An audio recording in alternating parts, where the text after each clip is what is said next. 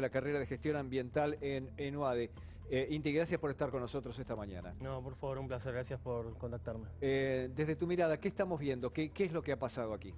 Bueno, lo que estamos viendo es una tormenta increíblemente severa y fuera de la estadística, ¿no? Por decirlo de alguna manera, producto principalmente de lo que ya sabemos que iba a pasar con el cambio climático. El cambio climático es un fenómeno que aumenta la intensidad, la frecuencia y la duración de los eventos climáticos extremos, como pueden ser estas tormentas, donde cayeron en algunos lugares casi 300 milímetros, en otros incluso un poco más, en muy poquitas horas. Lo cual hace que cualquier sistema que no esté pensado con una perspectiva de cambio climático, que nuestras construcciones, ni en Europa, digamos, sucede esto todavía con frecuencia, colapsan, digamos, ¿no? El tema es, bueno, empezar a incorporarlo para poder empezar a prevenir estas cosas que lamentablemente van a ser cada vez más Ahora, frecuentes. licenciado, aquellos que niegan el cambio climático, digo, refieren a que, ¿por qué, por ejemplo, pasa en una ciudad puntualmente? Digo, acá en Argentina, digo, ¿por qué se da o se viene dando desde hace tantos años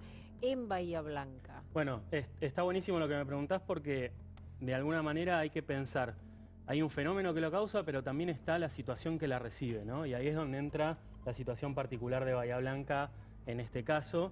Ajá. Y ahí, ¿qué es lo que hay que fijarse? Bueno, cómo es la superficie que rodea la ciudad, la región. Es decir, por un lado las obras hidráulicas que haya hechas, pero por el otro, ¿qué está pasando en la zona? ¿A qué me refiero con esto? ¿Hay cobertura natural o o deforestamos o sacamos el pastizal natural para hacer ganadería, para hacer agricultura, lo que sea la actividad, o una urbanización no planificada? ¿Por qué? Porque la vegetación natural absorbe el agua. Entonces, ante una carga excesiva de agua, aparece la vegetación natural como una forma de tener resiliencia frente, exactamente, una esponja para absorber los excesos hídricos. O algo que te lo va regulando, que Claro. no te vaya cayendo toda esa masa de agua junta encima. Ahora, a la par que tenemos esto, pasó algo bastante parecido en Tucumán y estos fenómenos se van repitiendo. ¿Vamos a tener que acostumbrarnos a ver con mayor frecuencia todo esto? Sí, lamentablemente sí, y una parte de eso es esto que hablábamos, inversiones en infraestructura dura, empezar a pensar lo que técnicamente nosotros los ambientólogos le decimos el uso del suelo.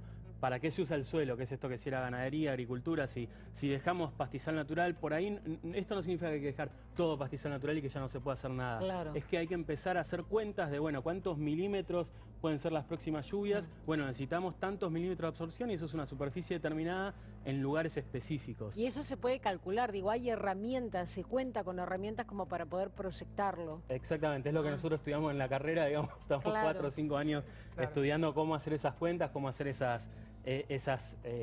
esos asesoramientos para que los políticos después tomen la decisión. Inti, parte de la infraestructura estaba hecha, desapareció toda la parte de los intubados que tenían desarrollos y demás.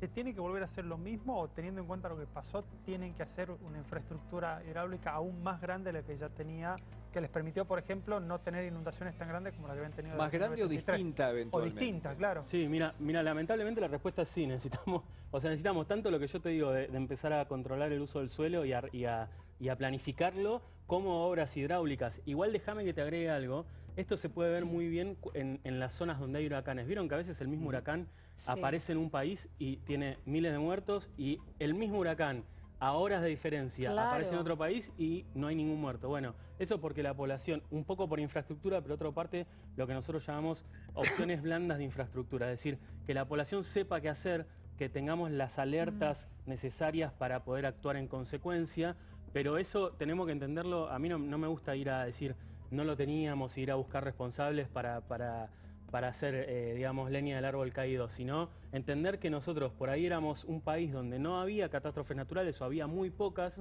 y ahora las vamos a tener más frecuentes. Técnicamente, y digo esto cortito, nosotros técnicamente lo que llamamos es 100 Year Event, se llama. Son eventos de 1 en 100 años. Eso es lo que estaba acostumbrado Argentina. Claro. Lo que ocurre con el cambio climático es que esos eventos de 1 en 100 años empiezan a pasar cada 10 años, cada 15 años, cada 2 años. Eso es lo que nos está pasando. Y no solamente tienen impacto en lo que es infraestructura, pérdidas económicas, incluso pérdidas de vida, sino también tienen un fuerte impacto en la salud pública. No solamente por lo que estamos viendo, sino que a partir de esto también empieza a configurarse un nuevo panorama para enfermedades que pueden ser epidémicas o endémicas. A ver, uno piensa que a partir de esto va a haber proliferación de mosquitos y que con eso puede crecer el tema del dengue. Ya ha pasado en otras localidades. Sí, ahí es tal cual lo que decís, digamos, ¿no? Uno empieza en un ciclo vicioso de donde hay más vulnerabilidad, después es más difícil actuar, empieza a faltar infraestructura, porque hay gente que perdió todo, perdió la casa, perdió, bueno, lamentablemente hay gente que perdió cosas más importantes todavía que la casa, Sí, como claro. la vida o la salud, y eso hace que se creen condiciones desfavorables para un montón de cosas, entre las cuales está también un montón de enfermedades infecciosas que empiezan a aparecer ahí. Déjame brevemente, porque entiendo que lo principal acá es la gente y ayudar. Desde WADE estamos haciendo una campaña para ayudar a la gente. El alias es wade.ayuda.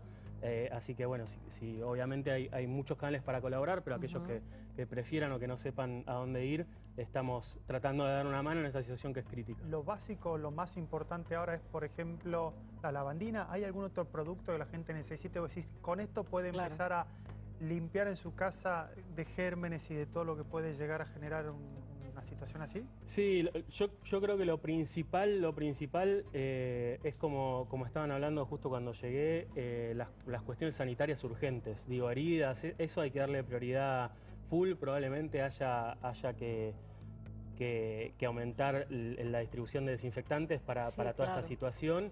El dengue en particular, dado que viene el frío y cómo viene la situación epidemiológica, no estaría entre mis prioridades. Eso no significa que no haya que monitorearlo, pero sí me parece más urgente ir a ver la gente que está herida ahora y que tiene necesidad de no pasar frío y demás. Como eso la va a afectar más que... contaba recién, digamos, Tomás, nuestro compañero, con Berenice, ¿no? Que se había lastimado. Pepe le decía, bueno, tétanos, ¿no? O sea, tratar de controlar ese tipo de cosas. Sí, lamentablemente creo que es por ahí donde hay que poner el foco. Igual eso habría que preguntarle a un médico que esté en la zona, pero sí me preocuparía la condición, pero más la urgencia. Inti, una pregunta, que vos hablaste de un acontecimiento que es un evento que tiene lugar cada 100 años, un acontecimiento extremo, una vez cada 100 años, que posiblemente empiecen a cortarse esos periodos. ¿Pero hemos conocido un evento máximo extremo o estos eventos todavía pueden ser más fuertes? Es una buena pregunta, y lo que nosotros desde la ciencia podemos decir es, lo que ocurre es que empieza a aumentar la precipitación en este tipo de zonas, ¿no? En algunas bajas, en este tipo de zonas aumenta. Pero ese aumento no es que es una línea perfecta que va así impoluta, sino que es una línea con mucha variabilidad. Entonces lo que pasa es que esos picos todavía no sabemos exactamente dónde están. O sea, yo no tengo la capacidad de decirte este fue el pico máximo que va a haber, porque capaz pasamos 4 o 5 años donde baja un poquito, pero después es un pico más alto. Claro. Ese es terreno desconocido y habla de la envergadura del problema. Yo no es que le quiera sacar peso y responsabilidad a lo que está pasando en el país, bajo ningún tipo de concepto, pero estas imágenes aparecen en todas partes del mundo. No, claro. En Europa, hace poco lo vimos en Valencia, me tocó verlo en Valencia hace nada. Entonces hay que entender que este es un fenómeno que, si no le prestamos atención y no lo ponemos en la jerarquía de prioridades donde tenemos que ponerlo, siempre... Después hay que gastar plata, porque ahora estamos gastando plata en intentar paliar las medidas de este desastre.